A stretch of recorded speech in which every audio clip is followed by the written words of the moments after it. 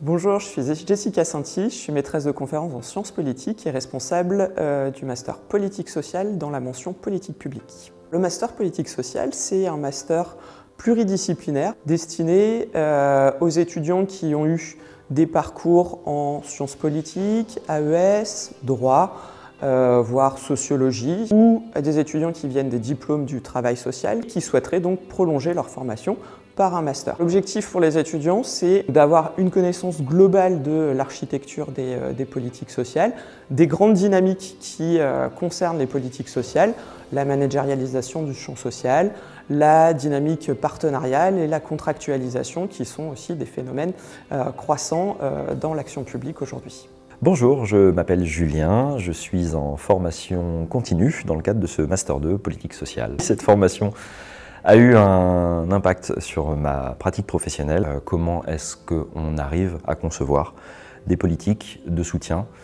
Comment est-ce qu'on évalue leurs bénéfices, leurs limites? Comment est-ce qu'à partir de ces limites, on construit de nouvelles réponses? C'est une approche qu'on met en œuvre dans le cadre du master, qui peut être répliquée dans le cadre de ma pratique professionnelle. Bonjour, je m'appelle Clarisse, je suis actuellement en Master 2 politique sociale en formation initiale. J'ai commencé par faire une licence de sciences politiques avant du coup de me rediriger vers les politiques sociales donc dans ce master-là parce que le social m'a toujours intéressée et c'était dans la continuité aussi de ma licence. Et ça me permettait du coup d'allier les deux et le Master d'Avignon était le plus représentatif de ce que je voulais faire après. Cette formation me permet d'être bien préparée pour l'insertion professionnelle. On a forcément une partie assez théorique, mais qui du coup en deuxième année devient beaucoup plus concrète avec des applications, des rencontres de professionnels, ce qui permet du coup d'avoir une posture et de se professionnaliser au fur et à mesure de l'année. Les personnes qui vont être diplômées du master politique sociale se destinent à des postes de chargé de mission, des postes de gestionnaire ou de manager. À terme, ça peut être des postes de direction de structure, de chef de projet, pareil dans le secteur public ou dans le secteur privé. Je suis venu chercher des éléments de connaissances, y compris théoriques, sur la construction d'un État social, parce que c'est là le cœur de mon métier, mais qu'en pratiquant ce métier, j'ai pas forcément toujours ni pris le temps, ni eu accès à des éléments qui viennent contextualiser et historiciser mon intervention professionnelle. Je pense qu'il y a une forme de